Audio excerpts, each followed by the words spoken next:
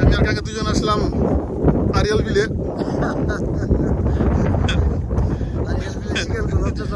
Arial বিলে আজকে শিকার করলাম আমরা দুজন, আমরা চাচা দুজন।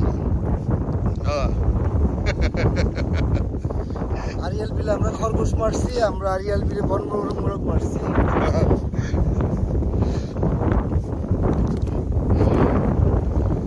দেখ আজকে আমরা ভালোই শিকার করলাম, জঙ্গলি খরগোশ মারছি আমরা, মোরগ মারছি 2টা জঙ্গলি মোরগ, তারপর মুরগি মারছি একটা ছোট, ওই কোয়েল পাখি হচ্ছে একটু বড় হয়, একটা পাখিটা ইয়া কাতরি বলে বললাম একটা মাত্র।